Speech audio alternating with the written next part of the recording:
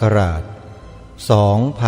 2565 รายการคดีโลกคดีธรรมมาพบกับท่านผู้ฟังเป็นปกติทุกวันจันทร์ถึงวันศุกร์และวันเสาร์อาทิตย์ทางสถานีวิทยุแห่งนี้ท่านผู้ฟังสามารถใช้โทรศัพท์มือถือระบบ Android ดาวน์โหลดแอปพลิเคชันวิทยุพุทธศาสนาทั่วไทยเพื่อติดตามรับฟังรายการนี้ได้เป็นประจำทุกวันและยังสามารถฟังรายการธรรมะสาระที่ดีๆจากสถานีวิทยุพระพุทธศาสนาแห่งชาติคลื่นต่างๆทั่วประเทศไทยได้อีกจำนวนมาก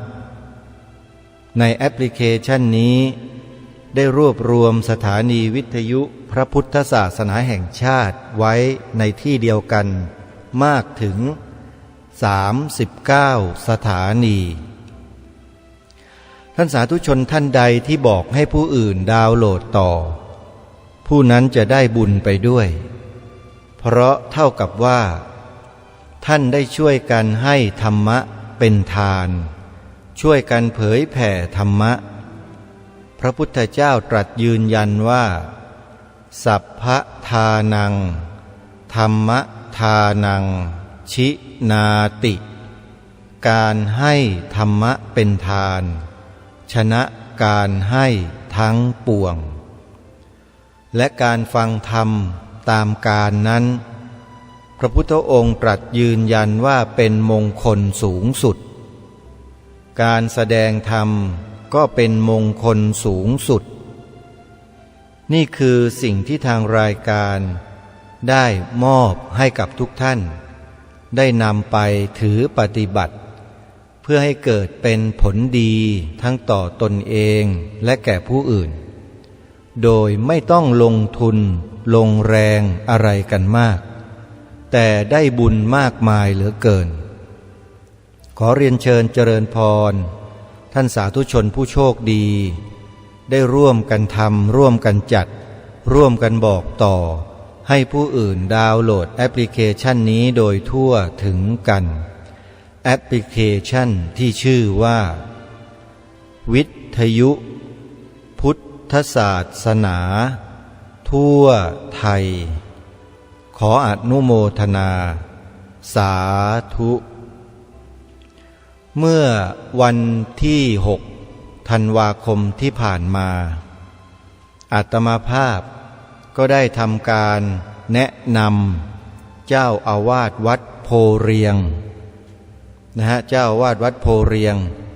พระครูอุปถัมภ์สุตคุณหรือพระมหาอำนวยวิสุทโธเจ้าอาวาสวัดโพเรียงซึ่งได้ไปร่วมงานปฏิบัติธรรมของพระวิปัสสนาจารย์ทั่วประเทศของกองการวิปัสสนาธุระแห่งประเทศไทยในพระสังฆราชูปถัมภ์เมื่อวันที่6ที่ผ่านมาท่านก็ให้อาตมาภาพและกระผมแนะนำวิธีการดาวน์โหลดให้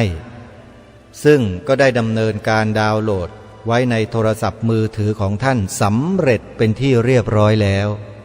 ท่านดีใจมากท่านลองเปิดฟังดูท่านบอกว่าดีใจและยินดีอย่างยิ่งเดี๋ยวจะไปแนะนำให้ญาติโยมได้ดาวน์โหลดกันอีกนี่คือบุญกุศลที่เราสามารถทำได้ท่านสาธุชนทำโดยไม่ต้องลงทุนอะไรมากอาศัยเพียงแรงศรัทธาของเราแล้วเราก็แนะนำผู้อื่นให้ดาวน์โหลดบุญก็จะเกิดขึ้นแก่เราอย่างไม่จบไม่สิ้นเพราะผู้ที่ดาวน์โหลดไปนั้นเขาก็ได้ไปบอกผู้อื่นต่อและผู้อื่นต่อจากนั้นก็บอกให้ผู้อื่นดาวน์โหลดกันต่อไปอีกแล้วท่านทั้งหลายเหล่านั้นก็เปิดฟังธรรมะเมื่อท่านเหล่านั้นเปิดฟังธรรมะท่านเหล่านั้นก็มีความเข้าใจในธรรมะเมื่อมีความเข้าใจในธรรมะนำธรรมะนั้นไปปฏิบัติก็เกิดเป็นผลดีต่อตัวของเขา แล้วเขาก็ถ่ายทอดความดีนี้ให้แก่ผู้อื่นต่อกันไปอีกไม่จบไม่สิ้นนี่คือไดเรกบุญที่ทางรายการเคยแนะนำทุกท่านว่าเราสามารถทำได้หรือจะเรียกอีกแบบหนึ่งว่าบุญลูกโซ่เขามีแชร์ลูกโซ่เรามีบุญลูกโซ่ใครทำแล้วไม่ติดคุกไม่โดนคดีแน่นอนบุญลูกโซ่เนี่ยมีแต่จะได้บุญได้กุศลยิ่งขึ้นไปเห็นไหมฮะไดเรกเซลในโลกเขาใช้กันขายของนะส่งเสริมให้คนนั้นเป็น consumer society คือนักบริโภคนิยมกินกามเกียรติจมกินจมกามจมเกียรติกันอยู่ได้บาปได้กรรมกันเยอะแยะแต่เรามาใช้สิ่งเหล่านี้เป็นไดเรกบุญมีแต่บุญมีแต่กุศลเกิดเห็นไหมฮะ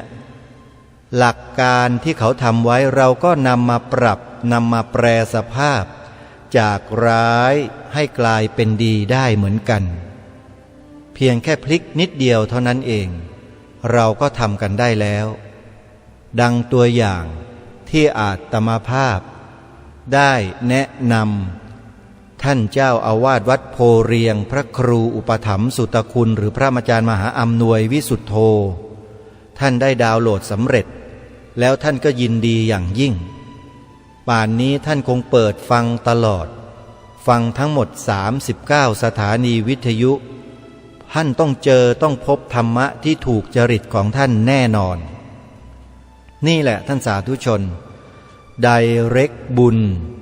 ไดเรกธรรมหรือบุญลูกโซ่ธรรมลูกโซ่ทำแล้วไม่ติดคุกไม่โดนคดีแน่นอน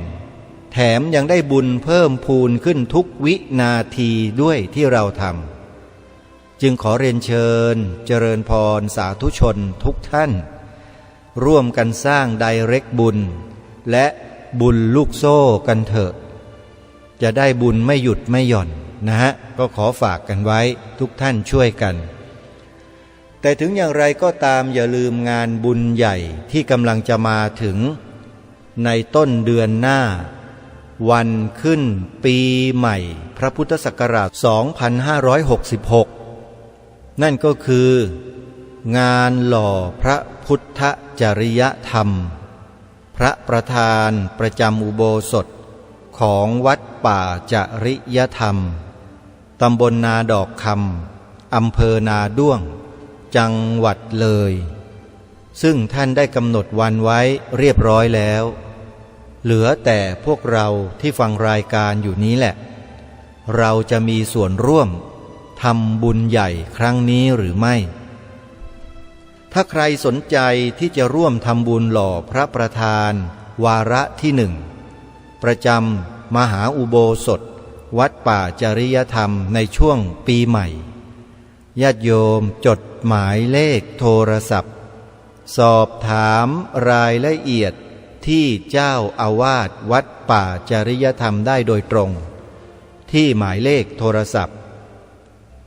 082-327-5700อีกครั้ง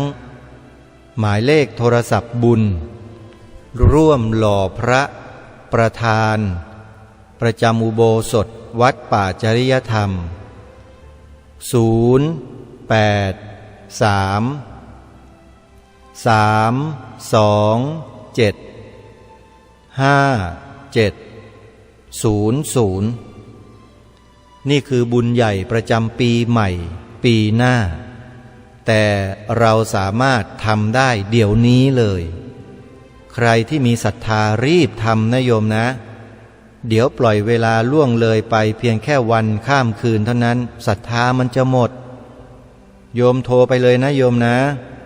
โทรไปที่หมายเลขโทรศัพท์ดังกล่าวนี้แหละแล้วก็ถามรายละเอียดท่านแล้วก็ทำทันที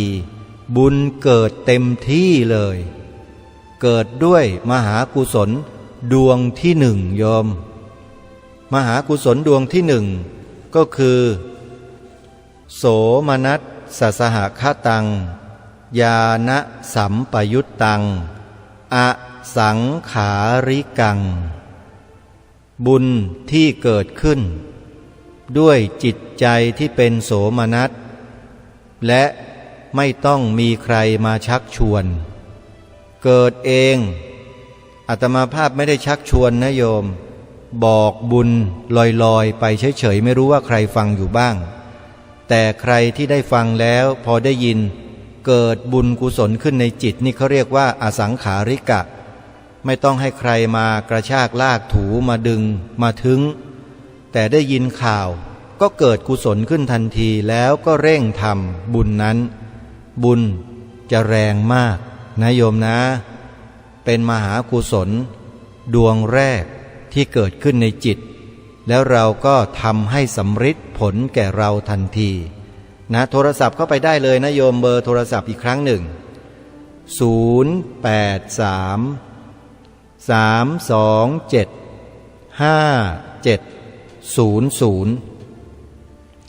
083-327-5700มีอีกบุญหนึ่งที่จะบอกญาติโยมให้ร่วมกันทำนั่นก็คืองานบุญสนับสนุนพระสงฆ์อยู่ปริวาสกรรมมีอยู่วัดหนึ่งซึ่งเป็นเครือข่ายสายงานสถานีวิทยุพระพุทธศาสนาแห่งชาติของเราท่านทั้งหลายจัดงานปริวาสกรรมทั้งปีไม่มีวันหยุดพระสงฆ์ทั่วราชอาณาจักรจะมาขออยู่ปริวาสกรรมเมื่อไหร่วันไหนก็ได้เมื่อพระสงฆ์เหล่านั้นท่านมาประพฤติวัดปฏิบัติวุฒานวิธีเพื่อออกจากอาบัติสร้างความบริสุทธิ์แห่งศีลให้เกิดขึ้นแก่ตนเองวัดนี้ก็ต้องรับภาระรับผิดชอบเรื่องอาหารน้ำไฟฟ้าเครื่องอยู่อาศัยทั้งหมดทั้งสิ้นถวายให้กับพระเหล่านี้ตลอดทั้งปีญาติโยมสาธุชนท่านใดที่ร่วมทำบุญกับวัดนี้ในกรณีดังกล่าวเป็นต้นและงานบุญอื่นๆที่วัดนี้ได้จัดได้ทำถือว่าท่านจะได้บุญอย่างมากเพราะท่านได้ยินได้ฟังแล้วท่านก็เกิดกุศลจิตวัดนี้สร้างประโยชน์ให้กับสังคมให้กับชุมชนอย่างต่อเนื่องมายาวนานแล้วโยมแต่เราไม่ค่อยจะได้ยินได้ฟังได้รู้สักเท่าไหร่เพราะบางทีเราไม่ได้ฟังสถานีวิทยุของท่านถ้าเราฟังสถานีวิทยุของท่านเราก็จะทราบในข้อนี้เป็นอย่างดีแล้วเราก็ทำบุญอยู่เนืองๆแต่ญาติโยมพุทธบริษัทของเราอีกเป็นจำนวนมากไม่ได้ดาวน์โหลดแอปพลิเคชันวิทยุพุทธศาสนาทั่วไทยไว้ก็เลยไม่ได้ฟังสถานีวิทยุของท่านเพราะสถานีวิทยุของท่านนั้นก็รวมอยู่ในแอปพลิเคชันดังกล่าวนี้ด้วยวัดนี้ก็คือวัดหนองกายตั้งอยู่ที่ตำบลสันป่ายางอำเภอแม่แตงจังหวัดเชียงใหม่เจ้าอาวาสและพระลูกวัดนี้เนี่ยเป็นพระรุ่นใหม่โยมเป็นพระรุ่นใหม่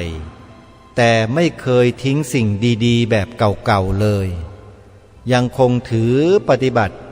ตามอย่างบรรพบุรุษของไทยของเราอย่างต่อเนื่องสม่ำเสมอมาถ้าญาติโยมไม่เชื่อเวลาญาติโยมไปเที่ยวที่อำเภอแม่แตงจังหวัดเชียงใหม่จะขึ้นภูเขาไปกราบพระพุทธบาท400ที่จังหวัดเชียงใหม่นะโยมนะโยมแวะไปวัดหนองกายแล้วโยมเข้าไปสนทนาธรรมกับเจ้าอาวาสรูปนี้ดูสิโยมจะทราบแนวคิดของท่าน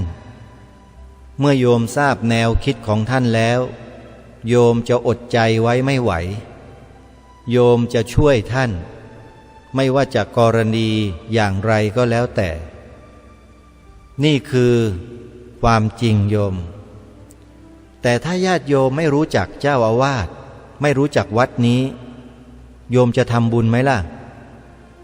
ไม่ทำเพราะไม่รู้จักนี่นะแต่รายการคดีโลกคดีธรรมมาบอกเล่าในเบื้องต้นก็พอจะรู้กันบ้างใช่ไหมฮะแต่ก็ยังเล็กน้อย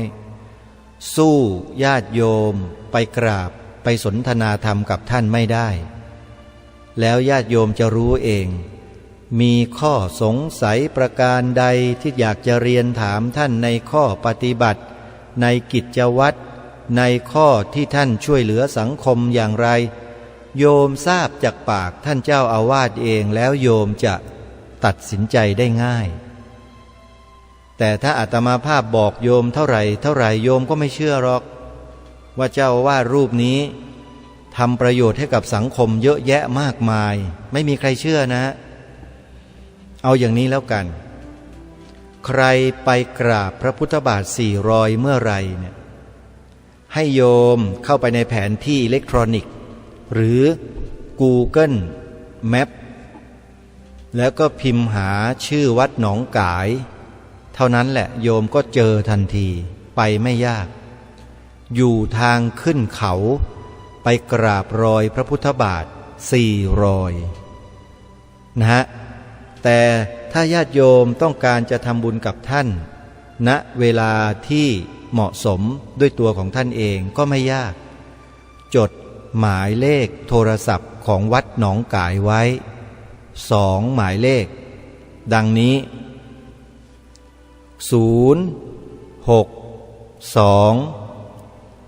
424 9659และ083-789-3642 2 หมายเลขจดทันไหมโยมจะบอกอีกครั้งหนึ่งนะเบอร์โทรศัพท์ของวัดหนองกาย062-424-9659และ083-789-3642อีกวัดหนึ่งที่ขอเชิญชวนสาธุชนได้จดเบอร์โทรศัพท์ไว้เพราะท่านกำลังจะจัดงานทอดผ้าป่าสถานีวิทยุประจำปี2566 1 ปีท่านจะจัดทอดผ้าป่าครั้งเดียวแล้วเป็นวัดที่อยู่ไกลปืนเที่ยงห่างไกลจากความเจริญพอสมควรทีเดียววัดนี้อยู่ริมแม่น้ำมูลปีนี้อุดมสมบูรณ์ไปด้วยน้ำเพราะแม่น้ำมูลล้นเข้าฝั่งเข้าตลิ่งท่วมเข้ามาที่วัดนี้จนต้องปิดสถานีวิทยุเผยแผ่ธรรมะไประยะหนึ่งแต่ตอนนี้กลับมาเปิดออกอากาศได้ตามปกติแล้วญาติโยมวัดนี้ท่านผู้อำนวยการสถานีวิทยุก็ดีท่านเจ้าอาวาสวัดนี้ก็ดีเป็นพระที่ขยันมากไม่เคยหยุดทำงานกันเลยท่านนั้นบอกว่าอุปสมบทหรือบวชเข้ามาเนี่ยไม่ใช่บวชเข้ามาหาความสงบสุขให้กับตัวเองเท่านั้นแต่เมื่อท่านได้รับความสงบสุขร่มเย็นในจิตใจแล้วเนี่ยท่านก็อาศัยความกรุณาในจิตท่านคอยเอื้อเฟื้อเผื่อแผ่ช่วยเหลือประชาชนในแง่มุมต่างๆมากมายหลายประการโดยเฉพาะเรื่องของการให้ธรรมะเป็นทานท่านตั้งสถานีวิทยุไว้ในวัดที่คลื่น 104.50 เมกะเฮิรตซ์วัดนี้ก็คือวัดบ้านปลาคูนตั้งอยู่ที่ตำบลท่าหาดยาวอำเภอโพนทรายจังหวัด101ผู้อำนวยการสถานีวิทยุ รูปร่างท้วมๆดำๆผิวเข้มๆหน้าตากลมๆพุงท่านยังไม่กลมเท่าไหร่นะโยมนะเกือบท่านใจดีมีมนุษยสัมพันธ์ที่ยอดเยี่ยมท่านทำสถานีวิทยุเพื่อเผยแผ่ธรรมะตลอด24 ชั่วโมงทำให้ญาติโยมในละแวกรอบๆวัดและห่างไกลไปจากวัดหลายอำเภอได้ประโยชน์จากสถานีวิทยุของท่านมากมายเหลือเกินโยมเพราะท่านนำธรรมะดีๆมาเปิดออกอากาศให้ญาติโยมพี่น้องชาวอีสานได้ฟังกันทุกวันแต่ค่ากระแสไฟฟ้ามันสูงโยมเมื่อถึงวันที่ท่านกำหนดท่านก็จัดงานทอดผ้าป่า1 ครั้งเพื่อรวบรวมปัจจัยไปใช้จ่ายค่ากระแสไฟฟ้าเพื่อเปิดธรรมะทีนี้เราได้ยินอย่างนี้แล้วเราจะอยู่นิ่งเฉยได้ไหมโยมต้องช่วยท่านเพราะที่นั่นกิจนิมนต์ไม่ค่อยจะมีกิจที่พระสงฆ์จะได้รับปัจจัยจากญาติโยมนั้นน้อยมากพระสงฆ์ก็บอกบุญกับชาวบ้านญาติโยมเอามาถวายกัน10 บาท20 บาทแล้วเงินปัจจัยมันก็เป็นจำนวนไม่มากค่าใช้จ่ายมันก็อาจจะไม่เพียงพอในแต่ละเดือนเพราะฉะนั้น1 ปีแค่ครั้งเดียวที่ท่านจะทอดผ้าป่าเพื่อบำรุงสถานีวิทยุเพื่อเผยแผ่ธรรมทางสถานีวิทยุนะโยมนะใครที่จะร่วมบุญกับท่านจะทอดผ้าป่าในปีหน้าปีใหม่หลังปีใหม่ไปแล้ว9 วันนั่นก็คือวันที่9 มกราคมของทุกปีวัดบ้านปลาคูนนี้จะจัดทอดผ้าป่าสามัคคีสถานีวิทยุ1 ครั้งใครจะทำบุญกับท่านจดหมายเลขโทรศัพท์ไว้โยมวัดบ้านปลาคูนอำเภอโพนทรายจังหวัด101หมายเลขโทรศัพท์081-183-9690อีกครั้งหนึ่งหมายเลขโทรศัพท์ทำบุญทอดผ้าป่าประจำปีสถานีวิทยุวัดบ้านปลาคูนตำบลท่าหาดยาวอำเภอโพนทรายจังหวัด101หมายเลขโทรศัพท์081-183-9690แล้วท่านก็ฝากเชิญชวนญาติโยมที่อยู่ใกล้ๆเดินทางมากันได้ก็ขอให้มาร่วมงานทอดผ้าป่าที่วัดบ้านปลาคูนพร้อมๆกันเด้อในวันที่9 มกราคมพระพุทธศักราช2566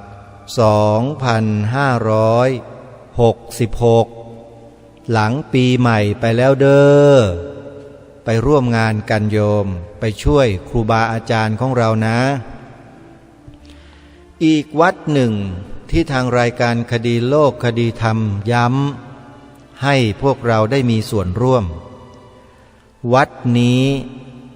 เจ้าอาวาสใจดีมีจิตเป็นกุศลอย่างมากเปิดรับลูกหลานเยาวชนของชาวบ้านที่ไม่มีความสามารถส่งเสียตัวเองเรียนหนังสือได้ท่านบอกให้พ่อแม่ส่งลูกตัวเองที่จบชั้นประถมปีที่6แล้วถ้าต้องการจะศึกษาต่อในระดับมัธยมฟรีให้นำมาที่วัดนี้แล้วมาบรรพชาเป็นสามเณรเข้าร่วมโครงการให้การศึกษากับสามเณรในโรงเรียนที่อยู่ในวัดเรียกว่าโรงเรียนพระปริยัติธรรมแผนกสามัญโยมเจ้าอาวาสวัดนี้ท่านได้ตั้งโรงเรียนขึ้นในวัดเป็นโรงเรียนการกุศล เพื่อช่วยเหลือลูกหลานชาวอีสานที่ไม่สามารถเข้าเรียนตามภาคปกติได้เพราะขาดแคลนทุนการศึกษาวัดนี้จึงเปิดโอกาสให้ลูกหลานเยาวชนเหล่านั้นมาบรรพชาเป็นสามเณรแล้วเรียนหนังสือทางวัดจัดให้จนจบมัธยมปลายแล้วยังสามารถต่อในระดับปริญญาตรีปริญญาโทปริญญาเอกได้อีกด้วยญาติโยมสาธุชนท่านใดเห็นประโยชน์ในการสร้างมนุษย์แบบนี้นะโยมนะแบบเห็นจับต้องได้เห็นด้วยตาเนื้อชัดๆเลยเนี่ยก็คือวัดนี้เลยวัดอารามมงคลวัดอารามมงคลตั้งอยู่ในตำบลยางตลาดอำเภอยางตลาดจังหวัดกาฬสินธุ์ท่านอาจารย์พระครูปริยัติโพธิธรรมเจ้าคณะตำบลยางตลาดเจ้าอาวาสวัดอารามมงคลเป็นผู้อำนวยการโรงเรียนพระปริยัติธรรมแผนกสามัญ นี้เองแล้วบริหารเองดูแลลูกเนนเองทำกิจกรรมต่างๆให้ลูกเนนได้จัดได้ทำกันเองทำโรงเรียนมาหลายปีแล้วโยมแล้วท่านก็ยังมีสถานีวิทยุพระพุทธศาสนาแห่งชาติประจำจังหวัดกาฬสินธุ์อยู่ที่นี่ด้วยอีก1 คลื่น 89.0 เมกะเฮิรตซ์ฟังไปได้ไกลพอสมควรทีเดียวเพราะไม่มีคลื่นแทรกญาติโยมสาธุชนที่จะทำบุญกับลูกๆหลานๆสามเณรที่กำลังศึกษาเล่าเรียนอยู่นะโยมนะติดต่อไปที่วัดอารามมงคลได้ทุกวันที่หมายเลขโทรศัพท์2 หมายเลขจดไว้นะวัดอารามมงคล084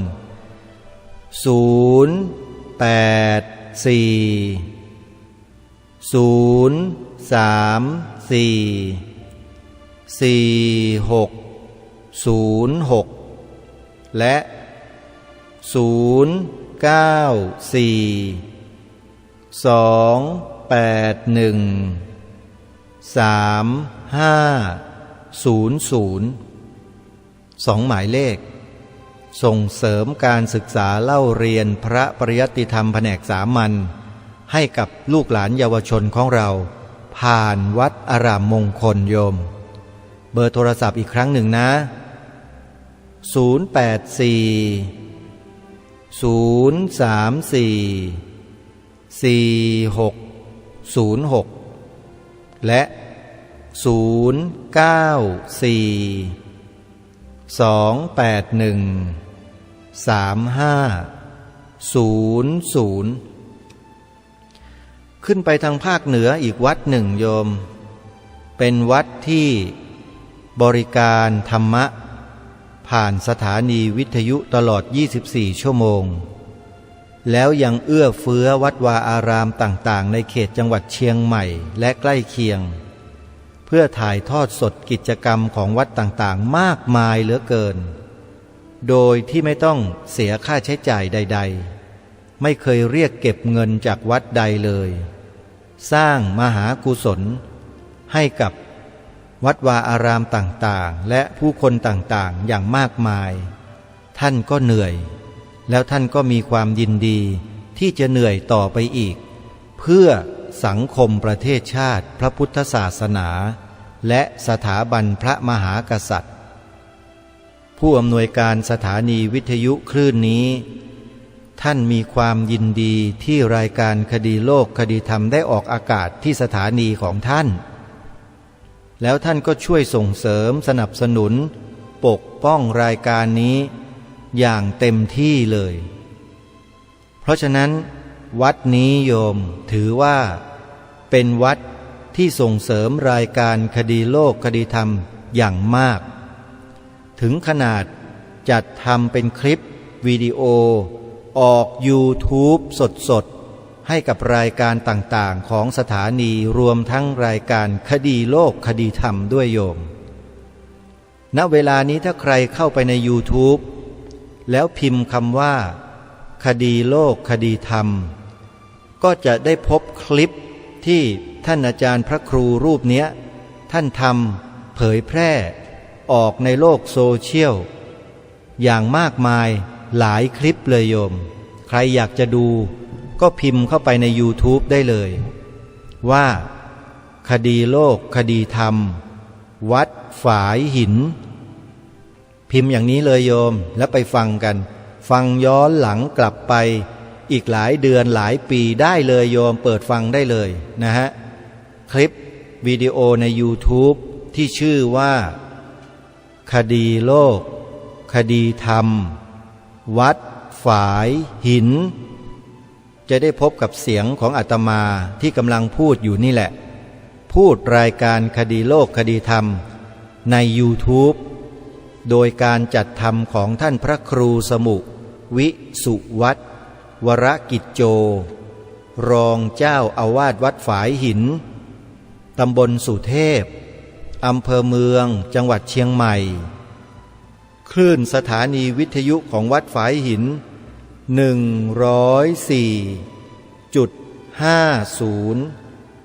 เมกะเฮิรตซ์ออกอากาศตลอด24ชั่วโมงและอย่างที่กล่าวไปเมื่อสักครู่ว่าท่านเอื้อเฟื้อวัดวาอารามอื่นๆโดยที่ท่านไม่เคยพูดไม่เคยบ่นไม่เคยเรียกร้องค่าใช้จ่ายใดๆเลยเพราะท่านต้องการบริการสังคมญาติโยมพระที่ทำงานแบบเนี้ยในโลกใบนี้โยมหายากนะรายการคดีโลกคดีธรรมแนะนำแล้วถ้าญาติโยมพลาดโอกาสที่จะร่วมทำบุญกับครูบาอาจารย์ของเราน่าเสียดายมากเพราะฉะนั้นจดหมายเลขโทรศัพท์ท่านไว้โยมใครสนใจจะสนทนาธรรมกับท่านคุยกับท่านแล้วจะร่วมทำบุญกับท่านก็โทรไปได้ที่หมายเลข0879152924อีกครั้งหนึ่งหมายเลขโทรศัพท์ของท่านพระครูสมุวิสุวัตรวรกิจโจวัดฝายหินตำบลสุเทพอำเภอเมืองจังหวัดเชียงใหม่นะโยมนะหมายเลขโทรศัพท์0879152924อีกวัดหนึ่ง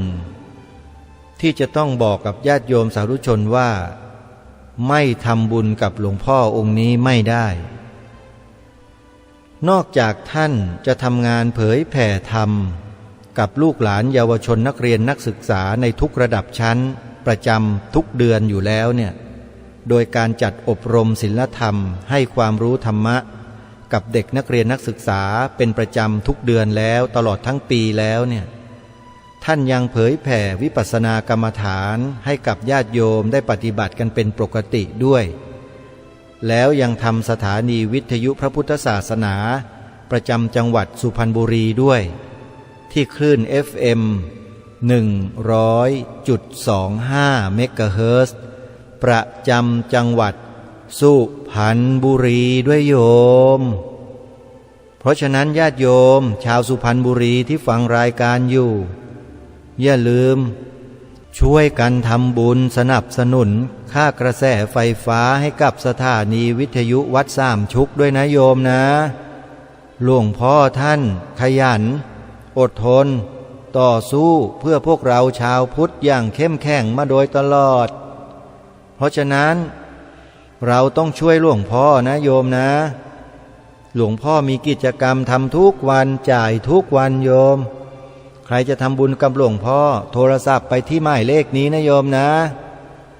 0890008462อีกครั้งหนึ่งนะโยมหมายเลขโทรศัพท์ของหลวงพ่อวัดสามชุก0890008462 8462ทำบุญกับหลวงพ่อโยมเพราะอาตมาภาพรู้จักหลวงพ่อมาประมาณ20 กว่าปีแล้วโยมการันตีได้เลยว่าทำบุญกับหลวงพ่อแล้วไม่ผิดหวังเพราะทำงานร่วมกันมานานมากออกไปต่อสู้เพื่อพระพุทธศาสนาด้วยกันอย่างไม่เห็นแก่ความเหน็ดความเหนื่อยเมื่อยล้าจะเจ็บจะป่วยจะไข้ก็ไม่ลดไม่ละไม่เลิกเพราะเป็นห่วงพระพุทธศาสนากันมากอย่าลืมนะทำบุญกับหลวงพ่อวัดสามชุกนั้นตั้งอยู่ที่ตำบลสามชุกอำเภอสามชุกจังหวัดสุพรรณบุรีอีกวัดหนึ่งที่จะแนะนำญาติโยมได้ช่วยสนับสนุนส่งเสริมเจ้าอาวาสวัดนี้มีความหนักแน่นมีความมั่นคงมากในการทำงานเพื่อสถาบันชาติพระพุทธศาสนาพระมหากษัตริย์เมื่อวันที่4-5 ธันวาคมที่ผ่านมาอาตมาภาพรับนิมนต์ให้ท่านให้ไปร่วมงานการจัดปฏิบัติธรรมประจำปีฤดูหนาววันพ่อแห่งชาติ5 ธันวาคมซึ่งท่านจัดปีนี้เป็นปีที่26แล้วโยมอาตมาภาพก็ได้รับการจองตัวไว้เนิ่นๆเป็นประจำเพื่อให้ขึ้นเวทีเป็นพิธีกรในการเสวนาในงานดังกล่าวทุกปีนี้มีข้าราชการผู้นำส่วนราชการ3 หน่วยงานก็คือ 1. วัฒนธรรมจังหวัดเลยดร.นันทิยาและนายกองค์การบริหารส่วนตำบลวังสะพุงอำเภอวังสะพุงจังหวัดเลยคือโยมอาจารย์ประเวศบุญหนักซึ่งเป็นนายกองค์การบริหารส่วนตำบลวังสะพุงขึ้นเวทีคนที่2และท่านที่3ที่ทำงานอยู่ในราชการปัจจุบันก็คืออาจารย์บุญยวัฒน์บุญทวงศ์ซึ่งหลังจากจบรายการคดีโลกคดีธรรมแล้วโยมก็จะได้พบกับอาจารย์บุญยวัฒน์บุญทวงศ์ในรายการของท่านต่อจากรายการคดีโลกคดีธรรมทางสถานีวิทยุพระพุทธศาสนาแห่งชาติประจำจังหวัดเลยวัดป่าจริยธรรมคลื่น FM 96.50 เมกะเฮิรตซ์โยมได้ฟังท่านทุกวันแน่นอนท่านอาจารย์ดร.บุญยวัฒน์นั้นถือว่าเป็นบุคลากรที่มีคุณค่ายิ่งท่านหนึ่งนะอาตมาภาพขอยืนยันกับญาติโยมชาวจังหวัดเลยนะเพราะอาจารย์บุญยวัฒน์บุญทวงศ์ท่านนี้ผ่านการบวชการเรียนและได้รับการปลูกฝังเพาะเมล็ดพันธุ์แห่งธรรมะในพระพุทธศาสนาเอาไว้อย่างดีเยี่ยมฟังจากการที่ท่านแสดงความรู้สึกจิตสำนึกในหัวข้อชื่อของการเสวนาบนเวทีเมื่อวันที่4 ธันวาคมที่ผ่านมาแล้วเนี่ยเห็นชัดเลยว่าจิตใจลึกๆของอาจารย์ดร.บุญยวัฒน์บุญทวงศ์ท่านนี้เนี่ยเป็นจิตใจโพธิสัตว์อีกคนหนึ่งนะโยมอาตมานี่ภูมิใจมากที่ได้มีโอกาสขึ้นเวทีเสวนากับท่านแล้วก็ท่านหัวหน้าส่วนราชการวัฒนธรรมจังหวัดที่เป็นสตรีท่านเดียวบนเวทีวันนั้นก็ถือว่าท่านเองก็เป็นผู้ที่ให้ความสำคัญและใฝ่รู้ในหลักธรรมคำสอนของพระพุทธศาสนาและทำงานสนองพระเดชพระคุณในพระบาทสมเด็จพระเจ้าอยู่หัวที่ทรงมีแนวพระราชดำริให้กระทรวงวัฒนธรรมนั้นได้ส่งเสริมงานวัฒนธรรมของชาติบ้านเมืองท่านพูดมาอยู่คำหนึ่งในแผนงานของวัฒนธรรมในระดับประเทศก็คือให้ส่งเสริมวัฒนธรรมไทยโยมไม่รู้ว่าท่านคงจะรู้นะอาตมาภาพเนี่ยไม่ชอบคำว่าพหุวัฒนธรรมหรือเปล่าท่านเลยไม่พูดถึงยังไงก็ตามขอให้เป็นจริงตามที่พูดนะโยมนะอย่าไปทำไอ้สิ่งที่อาตมาภาพได้แนะนำและบอกไปคือไปส่งเสริมไอ้วัฒนธรรมแปลกปลอมที่ ที่มันเอามาจากไหนก็ไม่รู้แล้วมันก็เอานำมาเสนอต่อพวกนักการเมืองนักการเมืองก็เอามาใส่ในระบบแล้วพวกนักวิชาการก็รับลูกมาต่อนะเขาเรียกว่าส่งต่อชุดแล้วก็เตะพยายามจะเตะเข้าโกอยู่ตลอดเวลาแต่ปรากฏว่าผู้รักษาประตูเราคือวัฒนธรรมจังหวัดนี่เก่งฮะมือกาวแท้ๆเลยเตะมาเท่าไหร่กูปัดทิ้งได้หมดจับลูกบอลได้หมดเลยไม่เคยเข้าประตูเลยเพราะฉะนั้นฝากวัฒนธรรมจังหวัดทั่วประเทศที่ฟังรายการอยู่หรือไม่ก็ดีหรือผู้ที่รู้จักวัฒนธรรมจังหวัดอยู่ขนาดเนี้ยอย่าไปห่อหมกอย่าไปอะไรกับพหุวัฒนธรรมนะอาตมาภาพในฐานะรายการคดีโลกคดีธรรมรู้ดีว่าพหุวัฒนธรรมเนี่ยมาจากไหนอยากรู้ไหมท่านผู้ฟังว่ามาจากไหนพหุวัฒนธรรมจดใช้ปากกากับกระดาษจดเลยนะแล้วไปเปิดดูใน YouTube นะพิมพ์คำว่ารวมพลังคนไทยพุทธฟังเลยฟังให้ยาวๆนะอย่าเพิ่งเลิกฟังไปเรื่อยๆฟังข้อมูลของคนเหล่านี้ดูแล้วท่านจะรู้ในสิ่งที่ท่านไม่คาดคิดว่ามันจะเกิดมีขึ้นในประเทศไทยเราเรื่องจริงโยมพระคุณเจ้าที่เคารพการที่คนเราจะรู้อะไรได้เนี่ยมันต้องขนขวายเพื่อหาข้อมูลรายการคดีโลกคดีธรรมได้ฟังข้อมูลมาแล้วเมื่อรู้ในเชิงประจักษ์และชัดแจ้งแล้วจึงนำมาบอกต่อให้ไปฟังกันส่วนท่านใดจะเชื่อหรือไม่นั้นเป็นดุลพินิจของแต่ละท่านเองทางรายการไม่อาจจะชี้นำได้ว่าจริงหรือไม่แต่เมื่อเป็นข้อมูลที่เผยแพร่อยู่อย่างปกติไม่ถูกปิดไม่ถูกดำเนินการเนี่ยก็ถือว่าข้อมูลนั้นใช้ได้ฟังแล้วอย่าตกใจนะโยมขอบอกเมื่อได้ยินแล้วได้ฟังแล้วอย่าตกใจนะแล้วก็เลิกหนีไปเลยไม่ฟังอย่าเชียวฟังให้ตลอดฟังให้ยาวแล้วท่านจะรู้ว่าอะไรเกิดขึ้นกับประเทศไทยของเราที่ผ่านมาหลายสิบปีโดยที่คนไทยเราไม่รู้เรื่องเลยแต่เราจะรู้ได้เพราะกลุ่มคนกลุ่มนี้ซึ่งถือว่าเป็นหน่วยคอมมานโดทางแนวความคิดและข้อมูลพวกนี้เป็นหัวหมู่ทะลวงฟันข้อมูลนะโยมไม่ใช่ฟันคอใครนะ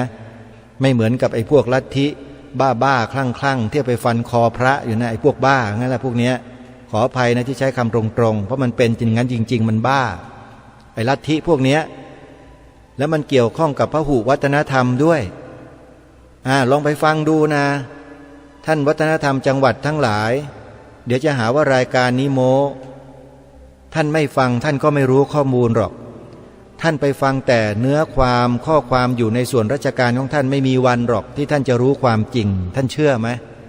ในหน่วยราชการเขาไม่เอาความจริงมาเปิดเผยอย่างนี้หรอกท่านเขาไม่กล้าเดี๋ยวโดนเชือด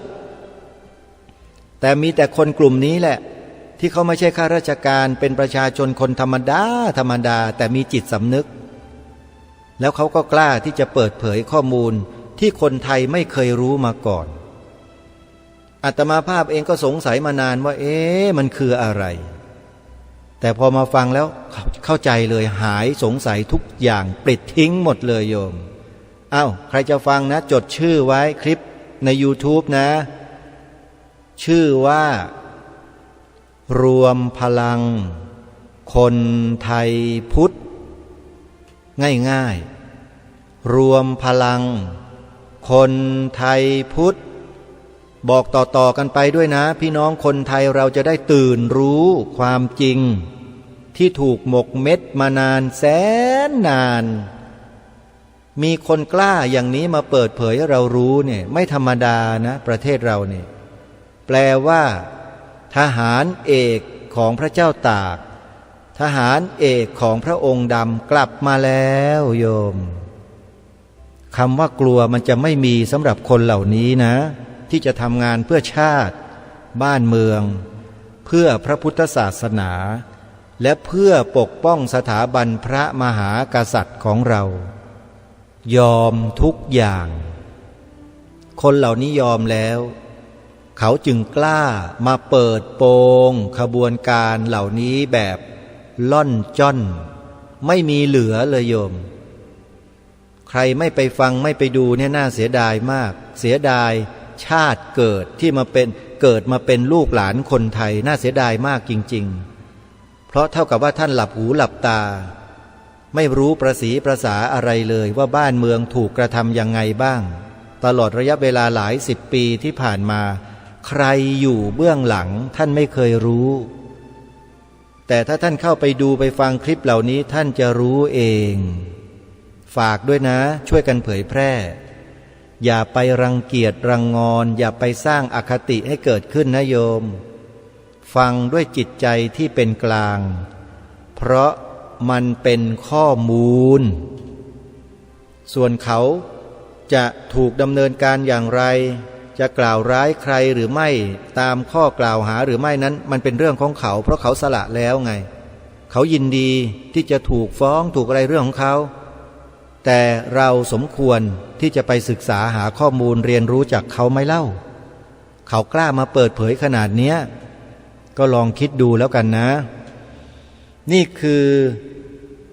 อีกวัดหนึ่งนะที่จะแนะนำญาติโยมให้ทำบุญกับท่านก็คือวัดสามชุกโยมท่านทำงานเสียสละมากหลวงพ่อองค์นี้หมายเลขโทรศัพท์นะโยมอีกครั้งหนึ่งวัดสามชุก089 0008462วันนี้แนะนำครูบาอาจารย์ให้ญาติโยมได้ร่วมกันสนับสนุนทำบุญกับครูบาอาจารย์ของเราเหล่านี้ที่เอ่ยมานี่แหละที่ท่านมีศรัทธามุ่งมั่นตั้งใจอย่างแน่วแน่แล้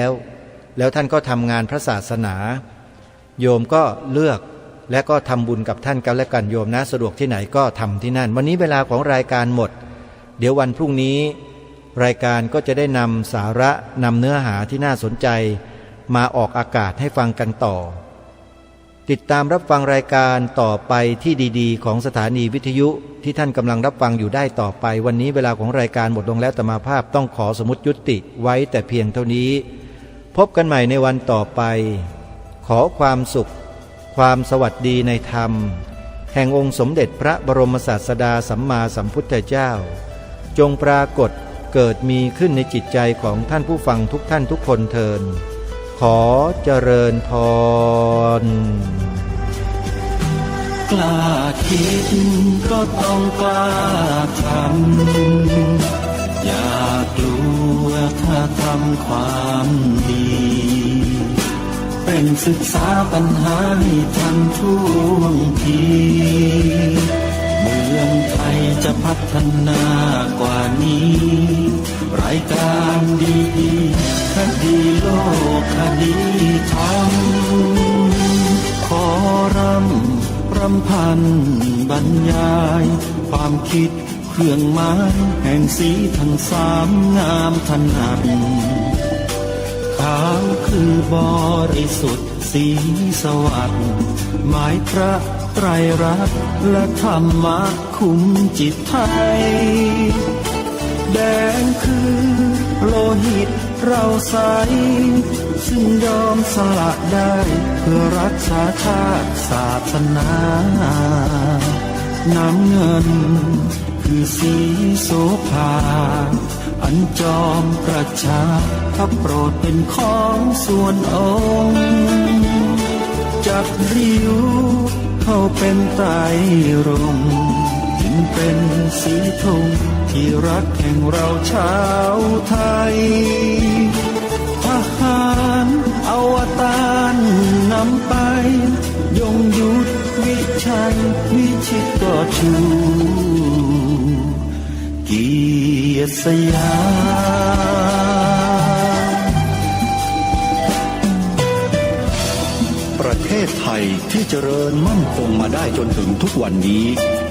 มิได้เกิดขึ้นจากความหวาดกลัวอย่างคลาดเขลาแต่บรรพบุรุษไทยของเราทุกยุคทุกสมัยล้วนแต่มีความกล้าหาญและชาญฉลาดปกป้องเอกราชสร้างชาติให้เกิดความมั่นคงโดยมีธงแห่งพระไตรรัตน์เป็นเครื่องนำชัยจึงเป็นที่มาที่ไปของรายการคดีโลกคดีธรรมกล้าคิดก็ต้องกล้าทำอย่ากลัวถ้าทำความดีเร่งศึกษาปัญหาให้ทันท่วงทีเมืองไทยจะพัฒนากว่านี้รายการดีๆคดีโลกคดีธรรมรายการดีๆคดีโลกคดีธรรม